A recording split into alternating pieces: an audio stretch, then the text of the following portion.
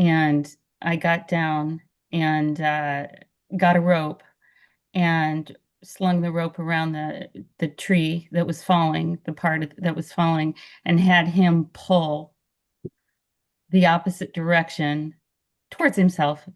And and I just slowly, with a manual saw, sawed the chainsaw loose. Yeah. And when the tree started to go, I had him pull with all his body weight, and it worked. And everybody's alive. Cool. And he was clear of the tree when it came down? 2 minutes. But I used that same, it's a garden line chainsaw. It's not heavy duty by any means. It's actually a plug-in electric. Okay. And so I went to use it today and I turned it on and the chain fell off. Uh-oh. And it's got all these instructions for tightening the chain and sharpening the chain. And I think that's well beyond me. I mean, how hard is it to put a chain back on a chainsaw? It's not hard. Yeah. You just need to make sure you have the right screwdriver or whatever to loosen it up and then remount the chain. Really? Yep. Okay. Yeah, and then learn how to check for tension, Yes, Yep. that's It came off because it got too loose. Yep. Yeah, it was looking loose. And Yeah. so tightening a chain. It's all about Okay. lubrication too. Anyway. Piece of cake. Really? Yep. Okay. Kelly, Special tool. What's the name of the tool that you use? The name of the saw? Isn't there a special tool for Tensioning? tightening the chain? Not You usually can use a wrench or a yeah. screwdriver. Okay. Usually you Wrench can and a screwdriver. substitute a A standard. screwdriver? Okay. Yeah, usually you All can right. substitute standard tools if you don't Okay. have the Kelly? desk tool. I'd like to point out that learning how to tighten your chain and all that, it's essential and it's not too hard. But you should really read a book on what can go wrong. Oh yeah. Oh I yeah. know that yours is electric. It's not real big, but that chain can come back in your face. Yeah. All sorts of, it can kick back and knock you off a ladder. Yep. I've gotten so tired, I let the bar down to where it cut about an 8-inch strip in my Levi's, the width of the There we chain, go.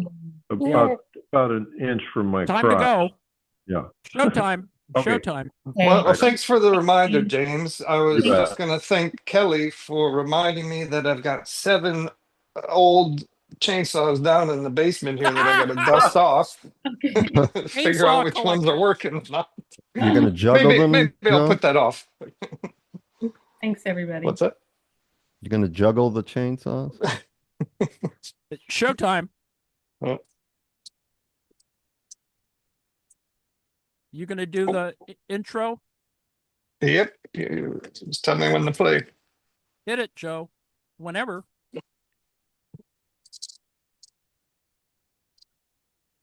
Oh, shit. I got to share it.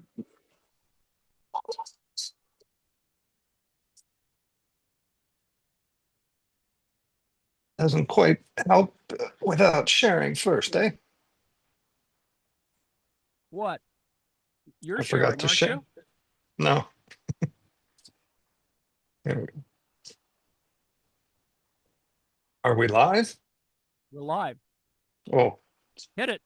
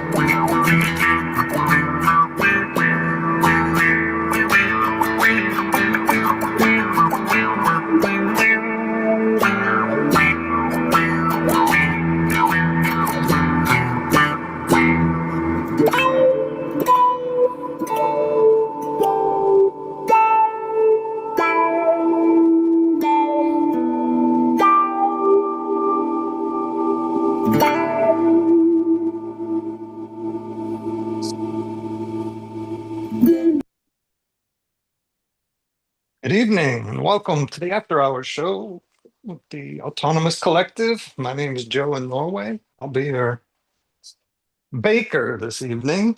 I'm joined by Ann Lee, a retired college professor and a community member at the Daily Kos. They're a member of the National Council of Independent Scholars and is a contributor to the book, The Political Economy of Art, Making the Nation of Culture. Evening, Ann. Hey, Joe, what's for supper? Oh, wow. We're working on dessert. Sorry, James. Sorry, John. The cakes and the pies, they keep flowing. The berries, it's the last.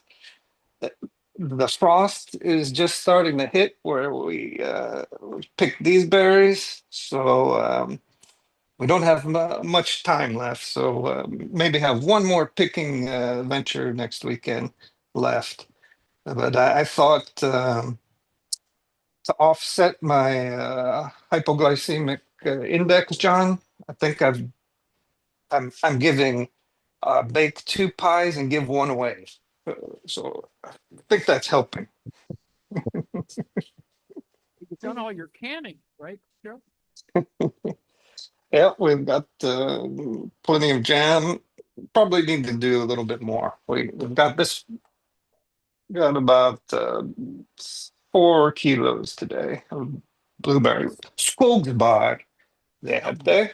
So what I'll be doing is making a skogbar pie or a French galette out of we call it in Norway call it forest berries.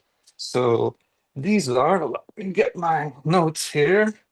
This one is Vaccinium vitis idea, or the tyttebær in Norwegian, or lingonberry. Ah, This one is Vaccinium uligonosum, which is the bog bilberry or the bog blueberry. So it looks like a blueberry, but it's much fatter, much about twice the size of the actual wild blueberries we have here, which are Vaccinium miraculous. And this little fella right here is called Petrum nigrum, which is crowberry, mossberry, rockberry, uh, chuckberry, yeah. it's part of the heather family. So we picked up several of these, not so many of the crowberries this time, but we got a few here. So I thought I'd make a rustic French galette. And to our American listeners or United States listeners, it's basically an open-faced blueberry Pop Tart. That's what I'll be making. Basically. Nice. Yum. And I'll be doing it backwards. I've pre-prepared the dough. It's in the freezer or the refrigerator. Nice. I'll roll that out. We'll get this thing baking, and then I'll make another crust for tomorrow or something. Don't know how long this is going to last. And also to offset the fat and the refined wheat, I'll be adding linseed, crushed linseed to the crust to assuage my guilt. Yeah. Yeah. Okie dokie. It's been a busy week again. Oh, it's a super busy week. Yeah, we're worried about Trump's health. Most of us don't really care, but it's amusing to see people speculate about his infirmities. And particularly because he says really crazy and stupid stuff. So this past week we had the marathon 3 hour or 2 hour and 47 minute cabinet meeting where essentially all it was, Trump holding court and all of his sycophantic cabinet members kissing his rear end, saying how wonderful he was and that he deserved a Nobel Prize. You get any sort nice of- gifts? Well, the labor secretary sucked up to him by proclaiming all these banners with Trump's picture on it, as though, the more cynical of us, it's like a 3 or 5 story banner with Trump's pretty stupid face on it. I mean, when was the last time we had a presidential face, and a full banner on the facade of a building? I can't remember. I don't think I've ever seen one.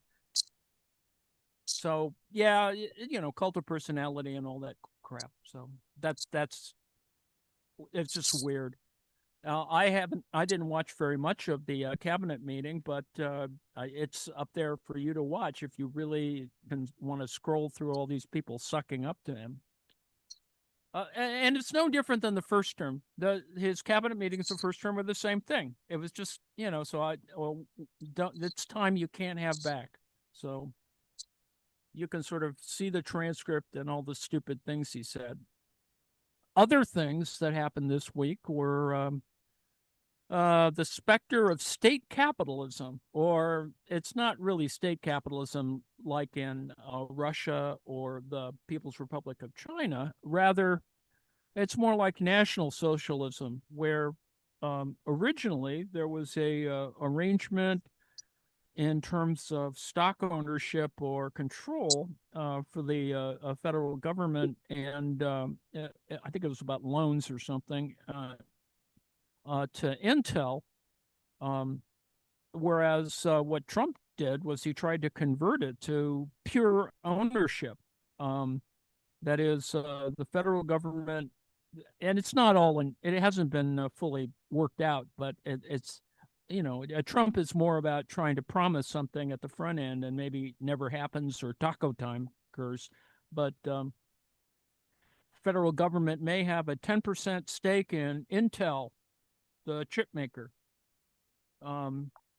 Essentially, it's Trump shaking down corporations, and so that becomes a kind of socialism. It's not really a socialism; it's sort of bad socialism, or as one might say, national socialism. Not unlike Christian nationalism, which is around the corner. So it's pretty catastrophic and weird. So that's what's happening. And Trump Around the corner. Did you see a schedule or something? Oh, it's Lord. it's down the street. Let's put it that way. It's down the same street you can shoot people on, whatever. Anyway, so dear leader is saying stupid stuff, and we're wondering how healthy he is.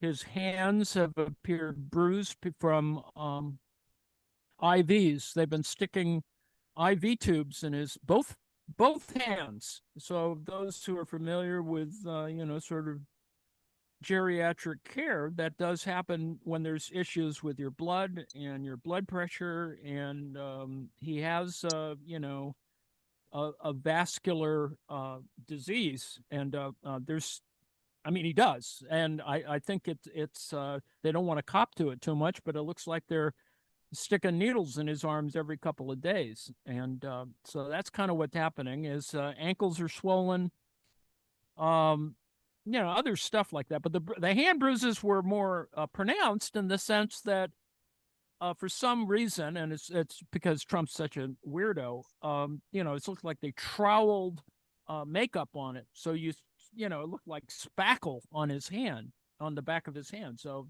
and this happened during the cabinet meeting. So you could see his, hands with this stuff on it. And fortunately, he washed his hands ultimately, so you could see these sort of really black bruising on the tops of his both hands. So anyway, people like speculating on that he doesn't have much longer to live, and I'm not going to take any bets on that. But that was happening as well, and so people were, of course, shaming him, that he does have swollen ankles, which is also part of that, vascular problem. I think part of it is because he's been, wearing lifts, high heels, whatever. So I think that's probably affected. How to accessorize. Yeah, well, it's what he got shot out of, as they say, in Butler, Pennsylvania. His lifts he got blown out of his lifts. So anyway, it's other things have been happening, though. The plans for a variety of invasions are being worked on. For example, and not that they're in any real preparation, but the planning is going on. I think they just dusted off a Venezuelan plan for a Venezuelan invasion. All these things take away, of course, from the obvious that we were just listening to Adnan Hussein do his office hours, and he was speaking with a woman who does a lot of journalism and has spent a little time in the clink, and Calla Walsh, who is really, I'm just grateful that there are people who have just turned 21 who have a pretty, interesting political consciousness. On the other hand, she's probably on a whole bunch of lists to, I think the fact that she's doing journalism is the only reason why they haven't, messed with her at the borders. But it was good for her to talk about her time in Cuba and Iran and, whatever. All of those things were part of that. So there's our attention has been diverted in weird ways. For example, Jared Kushner, the son-in-law of Trump, was in a meeting with, the usual suspects in terms of foreign stuff and relative to Gaza and Palestine and Israel. And so it really is, I think Trump is trying to frame whatever that a real estate thing he wants to do with Gaza. And so that's probably part of that as well, why he's involving Kushner. But I came across another side article. It's one of those mediate or alternate things that talk about Michael Wolff, the biographer of Trump, who does, he writes usually about the most outrageous stuff. And so he saved something, or it hasn't gotten much play, and that is that Kushner is the guy pulling all the strings behind Trump. I don't think it is, but I think he does talk to Kushner, because he probably talks to Kushner when he talks to Ivanka. But so anyway, it's all telephone crap. But Kushner is going to be part of these discussions on Gaza. So it's obviously a framing about real estate. So it's insanely stupid in that sense. So we don't talk about genocide or ethnic cleansing or military or deaths every day, the kind of 50 to 100 people who die every damn day for reasons of famine or, it's just awful. Anyway, so all these things are going on. Interesting things are going on. I mean, the guy who's the personnel director, and since some journalists, not very many, mainstream media has not ever, I don't think ever interviewed this guy, or at least the ones that are somewhat more current. Sergio Gore, alias Sergio, I think his first name is much longer, but his name is Gorakovsky. He was born in the Soviet Union, and he is, with all due respect, he's the conduit to the Russians that is in the White House. He was just named, and partially because of this, I think, because they don't want to put him under any undue scrutiny, probably because he is really well connected. And yet, no one's going to cop to it. No one's going to drag him in front of a committee, especially now that he's been now named the U.S. ambassador to India. So the whole Russian thing can still go on, and in fact, it can be done in the guise of India, which is what it sort of overlaps what Don Jr. and Eric have been doing with India. So there's a whole thing there, and then throughout the entire week, it was Trump denying that he was a dictator, except that he was claiming that, well, people say that there's a lot of people who would rather have a dictator, and and yet I'm not a dictator. That's the kind of the way Trump frames things, is that, who's mentioning this dictator stuff? I'd love to be a dictator, but I can't be a dictator, but I'm still a dictator, is the sort of underlying thing. And at the same time, you have his flunkies like Witkoff and whatever, claiming that he's the greatest president of my lifetime. And it raised the question, and I did poll this over at Coase, who was the greatest president of your lifetime? And surprisingly, people, it's FDR, Obama, a couple of people who thought Carter was the best president. It shows they're centrists over there. And obviously, and there are a couple of people who like the Republicans. Yeah, I actually forgot to put Reagan in there because I probably, it's a, subconscious dislike of Reagan. I assume that one or two people would have voted for Reagan because they did. Bush won. W.H. Bush was. Some people liked that guy, and I don't. That's just stupid too. So anyway, so that was happening that week. Lisa Cook, the first female African American governor of the Federal Reserve Board, was being hassled by Trump. He has no.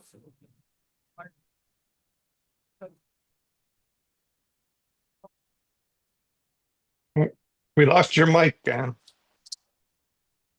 So instead of doing a fancy crimp, we just do a kind of rough crimp around the edges. Still don't have your mic. Testing 1, 2, 3. Hello. You're distant again. Damn it. Hello. Testing 1, 2, 3. Okay, there you go. Yell at mostly. Something. I don't know what's happening, but anyway, that's yeah. Needless to say. So Lisa Cook, there have been Black members of the Federal Reserve Governor's Board, but this is the first female on the Fed Board of Governors, and so Trump's trying to fire her on the number one because she's Black, number two because she's female. So it's just all this anti-DEI.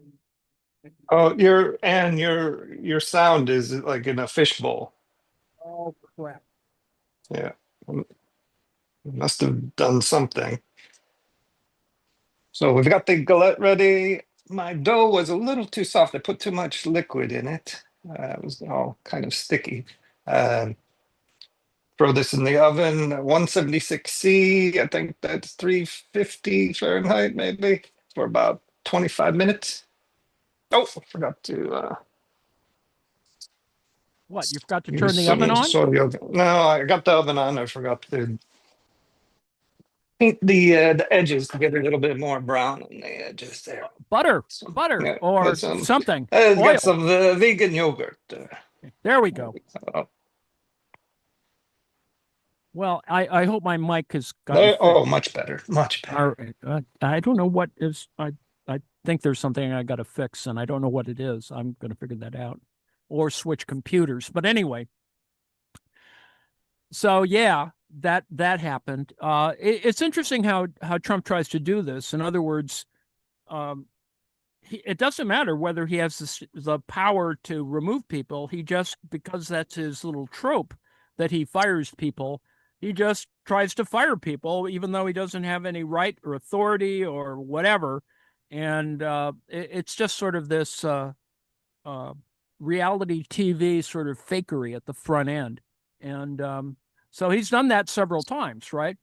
And he's gotten away with it in a couple of instances because a couple of people that he told to be fired would do that. And that happened today or yesterday with the CDC. He wanted to fire her because she thought that Bobby Kennedy Jr. was full of crap. And not only did she resign, but several other deputy directors and agency assistant heads and stuff resigned. And there was a brief, I don't know if it lasted very long, a walkout of CDC staff, I think today or yesterday. So strange things are happening over at the CDC. So that's interesting as well.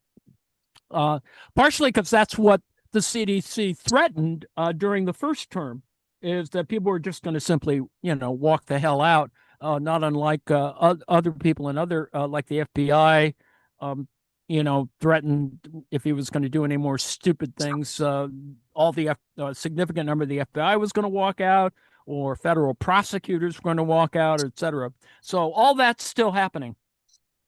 Trump tried to, who else did he try to fire? He tried to fire another prosecutor. It's just, he's trying to fire, because he sent, what's his name? The Ed Martin, the weaponizer in the Justice Department, up to harass, Tish James and, whatever. Stuff's happening. Let's just put it that way. Stupid stuff is happening, none of which has a basis in reality. They're just sort of threats. And the threats that make news, but they aren't substantive in the sense that they're not purely actionable. So, and of course, by the time we got to the end of the week, Trump declares that, and I think it was during the 3-hour meeting, I can do anything I want to do. That's what Trump declared. And so, people like me just sort of worry about these things. Some of the first pictures were circulated of, and this is obviously leakage from either the FBI or the Justice Department, but the images of the interiors of Epstein's home, the one in Manhattan, were circulated, so you could actually see the surveillance cameras in one of the bedrooms. I think it's a 7-bedroom building or something, 8 bedrooms. So one of them, we got this great picture of, it had a surveillance camera in it. Needless to say, we know that, and a lot of people have affirmed this, that there are something related to Trump and the so-called Epstein files, which are not the same as the grand jury transcripts, which were denied for obvious reasons, because they don't really have anything. You're not supposed to be able to make those public, which is quite normal. And from a grand jury point of view, they're just these other files that are being held by the Department of Justice that, as we recall, Pam Bondi said that she had them, and then a week later, she didn't have them. And so clearly stupid things are happening. The federal attempt to the assault with a deadly weapon, the Subway sandwich that was thrown at the, it was a CBP, that is Customs and Border Protection agent, got hit with a Subway sandwich, a foot long. And this poor bastard, Sean, I can't remember his last name, was fired as a paralegal from the Department of Justice, partially because of this. But anyway, the federal indictment didn't happen. This is another grand jury thing. They thought, well, this is just stupid. Guy throws a sandwich. Nobody got hurt. But they sent 20, federal agents with guns and stuff to arrest him a second time. And so they weren't able to charge him with a felony. Ultimately, he's probably going to something will happen. It'll be a misdemeanor. He'll probably pay a fine. He might even spend a day in jail or some stupid thing. So are they overturning the precedent of indicting ham sandwiches? Not yet. I think I think the feds are worried that there'll be an outbreak in sandwich throwing, which will be fun. I mean, there'll be demos with people throwing sandwiches, and I'm looking forward to that. I am personally looking forward to that. Now, just because it has a contrast with all of this January 6th, all these folks who were actually criminals who engaged in the attack on the Capitol, and some of them have gotten arrested again for all kinds of interesting crimes. So that's happening. So the Epstein pedophilia thing is sort of still there. And all of these other things were distractions, invading Venezuela, talking about Gaza, firing other people, having a stupid, cabinet meeting. All of that is distractions from Epstein. I mean, it really all is distractions, and a whole week of weird distractions, up to and including the. This has happened more recently. The Denmark has called in the U.S. ambassador because 3 guys, and they're guys, in Greenland have been trying to engage in sedition. Essentially, they were trying to agitate for the independence of Greenland from Denmark. And I mean, there's already been an election, and yes, the party that believes in a little bit more sovereignty and independence from Denmark did win, the election. But obviously, these 3 guys are still there, and they probably did a lot of stupid things during the election in Greenland. And so they've been identified, and they haven't been arrested, which is part of why there's this ambassador thing going on. But that did make the news. Needless to say. Are you sure that just wasn't a Tupperware party? Nah. No. In Greenland, yes, indeed. It's just weird. So the thing about the Trump in the cabinet meeting was that he kept on trying to hide his hand. His right hand had the one of the days where he was yakking from the cabinet room.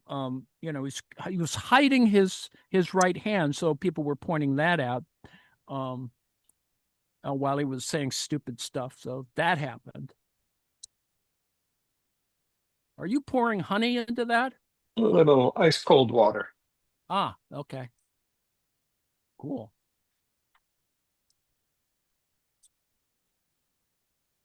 Dough paddle. Let me briefly yak for a second on the Ukrainian war. The second largest Russian airstrike of the war, 600 sort of drones and missiles and all kinds of other stupid stuff got launched against Ukraine. Some people died, civilians, a lot of aiming at Kyiv. And the Russians have not changed their position. They simply want, their demands are the same. In other words, they definitely want all of the Donbass, which means they want another 2,500 square kilometers of land. They want to freeze it's all the same stuff. They essentially want to keep everything they've stolen. And the Ukrainians, want it all back, and security guarantees and NATO membership and all that stuff. And the Russians don't want to have that happen. The Russians are launching stuff against Ukrainian energy infrastructure, stuff like that's been happening. The daily death toll has gone down a little bit. The Russian disinformation tried to put out some fake numbers about how many Ukrainians actually died, which is probably too high. I mean, I think it's either 2 or 3 to 1, probably 3 to 1 in terms of the casualties for the Russians have lost 3 times as many people. Ultimately, that's what it is. The death tolls are closer together, as I said about a year or two ago. As we move forward, the death tolls get closer because more weapons are being used. And let's see. And I closed yesterday with the idea, and this is going to be more of this. So like I began talking about, who was pulling the strings behind Trump, that is suggested by Michael Wolff, the author, the biographer. And one of his quotes was that Jared can at any moment Bigfoot anybody. So I just thought that was interesting that, sort of Jared Kushner is the final, sort of person you have to sort of talk to if you want to get anything done in the White House, which I don't What think does that expression mean? I'm not familiar. Bigfoot, is a mythical Yeti, right? Oh, sure. So he's the 800-pound gorilla. Let's put it that way. He wields a lot of power, but he doesn't hold a position, and so that's happening. They say that the darkening on the backs of his hands is also partially because Trump takes aspirin regularly, daily, and so that it's also symptomatic of aspirin therapy. So that's happening. Needless to say, he's self-conscious about it. And as I said, he said other things, that he was, he just wanted to do what he wanted to do, and been making this noise about being a dictator and blah, blah, blah. So that's kind of what's been happening. The background against which this is happening is the Russian economy is in a fairly bad shape. They're now having gas shortages. That is gasoline for automobiles. Fuel is in shorter supply. There have been lines, so there's issues, and the numbers don't look quite like that, but 17% of fuel capability in Russia has been knocked out by the Ukrainians. So, it's happening. They're still bombing stuff. They managed to hit something really far away. I can't remember what the heck it was. The stuff got hit. I got distracted by thinking about submarines because there's a Russian sub tried to interfere with some naval exercises in the North Sea, and so stuff happened.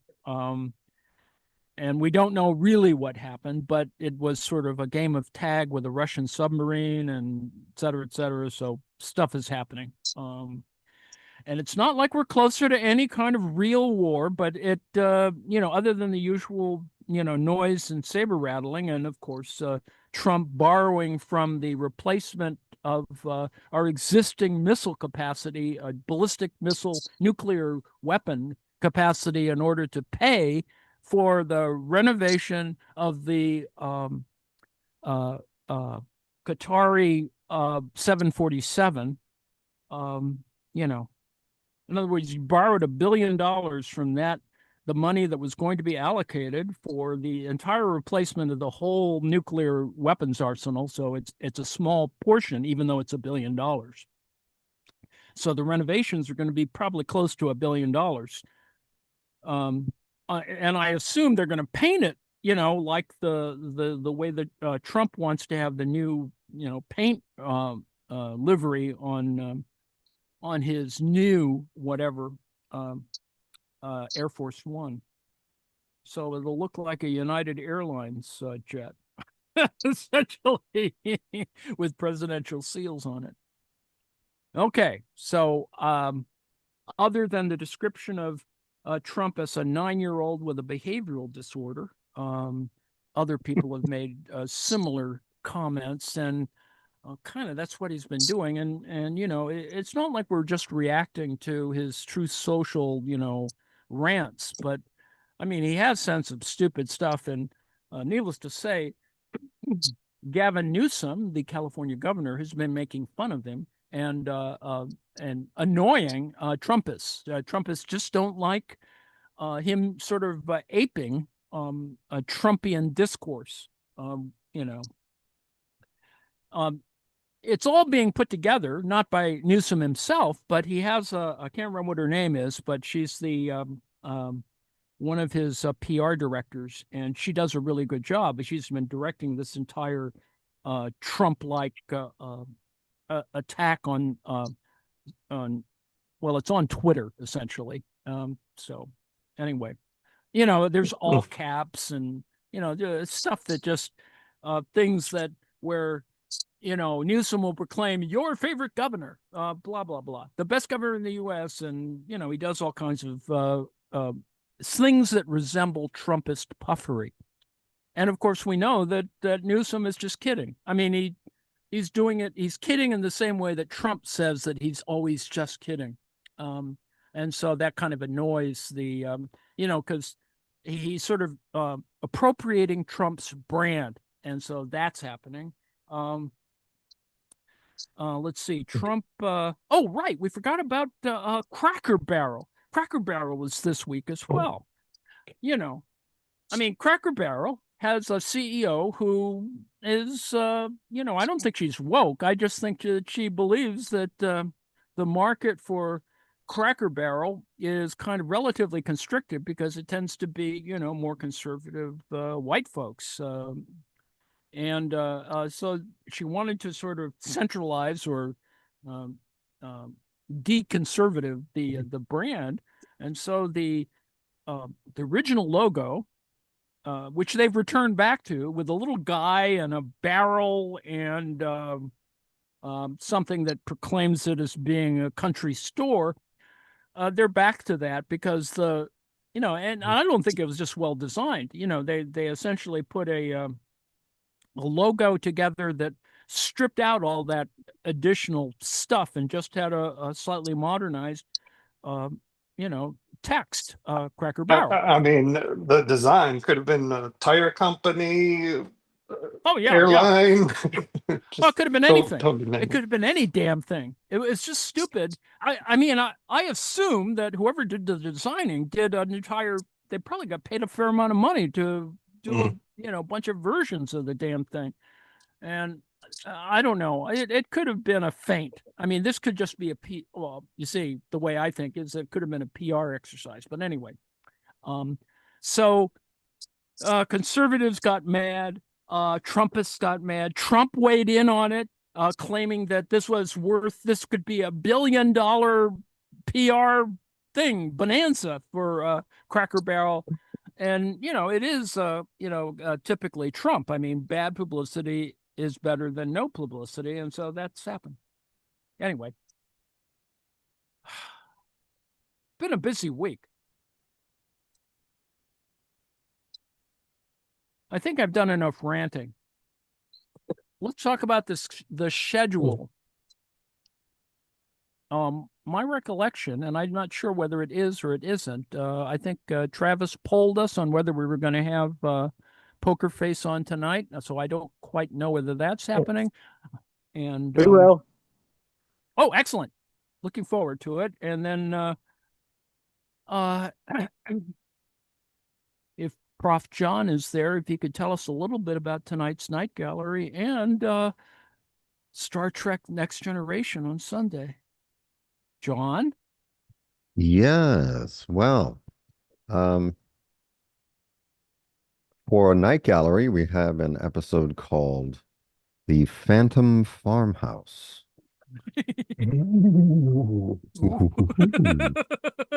Count Floyd. Ooh, scary.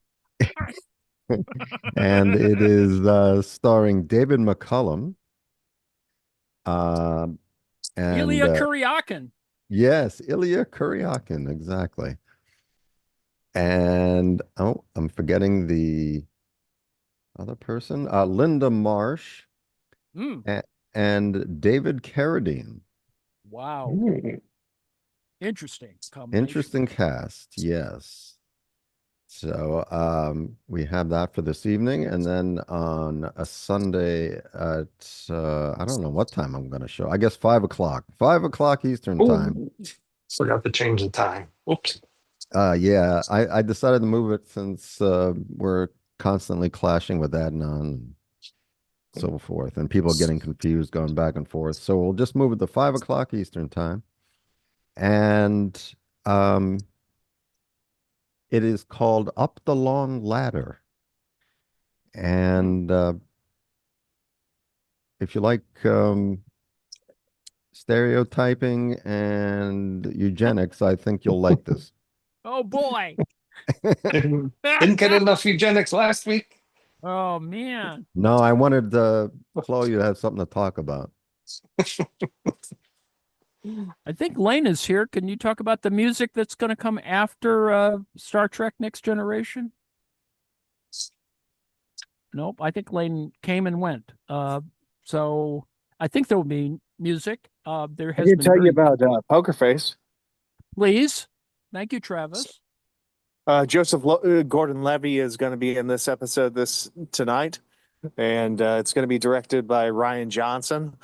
It's going to be one of the best episodes of the season. It's the next to the last episode of the season, so we are at the what do you call it?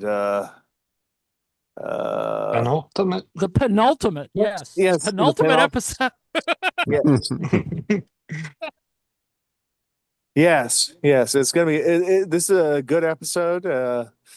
It's a really fun episode. Excellent. I hope to see some folks here. Yeah, folks should stick around after Night Gallery. We're looking forward to that. I think I can Listen, talk. I think I can talk for Lane. All righty. He said he was Please. going to show a feature film called 24-Hour Party People, which is Ooh. a feature film version of the documentary he showed last week Of the factory. of the factory, right? Well, Oh, that will be excellent. That will be just excellent. looks like we've look got at- about 8 to 10 more minutes on the galette here. It's just starting to get golden, but we need the berries Yummy. to pop. Yummy, yummy, yummy. I don't know if Susanna's showing something on this weekend. Is she? I don't believe we have anything scheduled Okay. next week. Not sure. And Susanna's not here to tell us about that, but we will oh yes, she is. She is here. Next week for sure. This Saturday is potluck. Anybody who shows up can stream anything they want. Okay. Yeah, I might even do something. Oh, boy. All right. We're getting close to the end, even though the galette has not popped out of the oven. We will try and do better next week. For those of you who care, Weekly Marks will be on tomorrow at 2 p.m. Saturday and Sunday, and as usual, 4 p.m. on the weekdays. Thank you very much. As I said, we'll try and do better next week. Bye.